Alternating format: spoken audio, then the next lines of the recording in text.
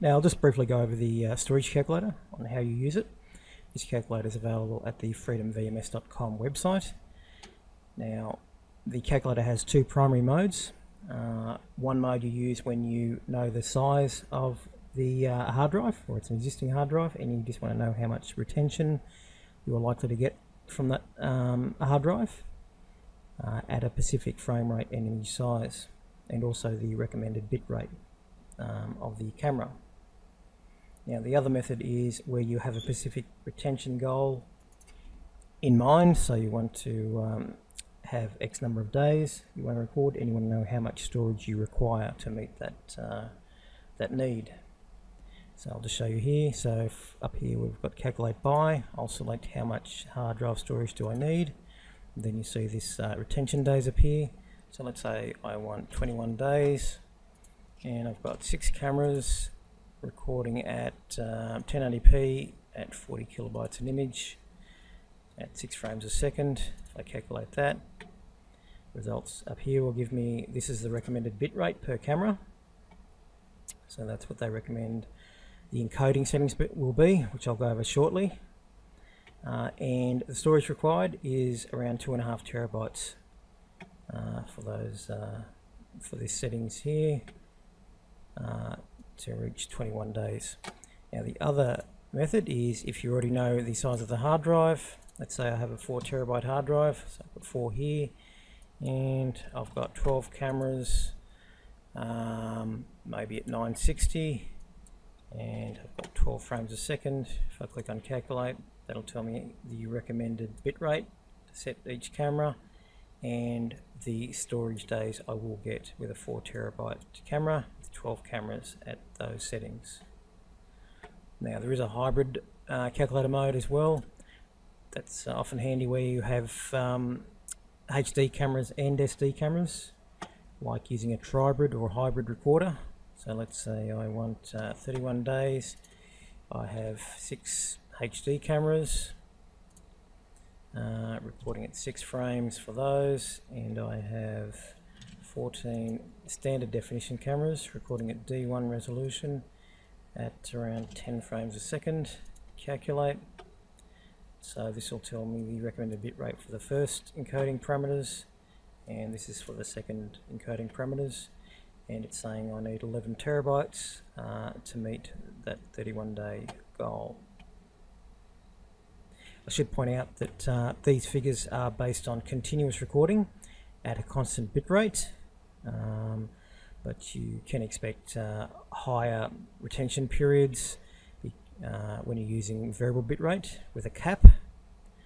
You usually get a bit more, so just keep that in mind when you're doing your calculations. Okay, now I'll just show you how to configure the encoding settings. Very important to maintain your retention period. If you don't set them up correctly, you won't have as much storage retention period. So I'll just go back, and it's under setting camera, and we've got the encode settings here. This allows you to configure the encoding settings of analog or HD CVI cameras, in this case, in this recorder. So now I should first point out there are 4 encoding settings that you must configure for each channel. Now what many people forget is the different types. There are 3 types of mainstream recording: regular, like you see here, and you've also got MD, motion detection, and alarm. Some people configure the regular but forget to configure the motion detection and alarm, which may cause your retention period not to be as expected. So let's say for this one, for example, I want to do 6 frames at a variable bitrate with a cap. That's VVR, and I'll go for the quality 6, and in this case I'll just use a customized bitrate at 1920. Apply that. Now I want to replicate that for the 2 other mainstream types.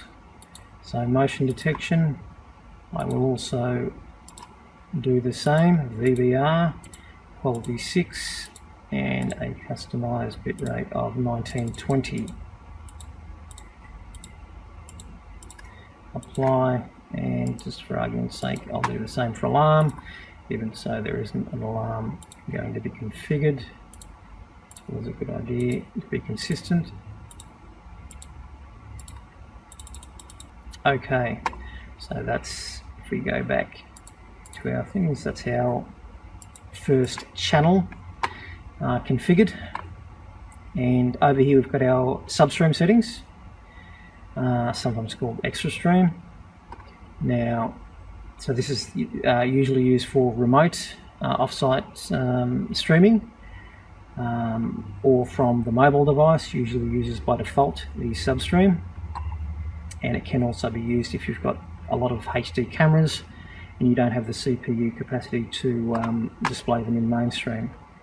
So in this case I might actually set it to 4 frames a second, constant bit rate in this case, and 128 kilobits per second. Apply, and then I'd repeat that for each channel. I'd repeat the same thing. Okay, if you're unsure about your encoding settings, here are some values that provide a good balance between image quality and storage retention. These are based on resolution, so the resolution that you're recording them at.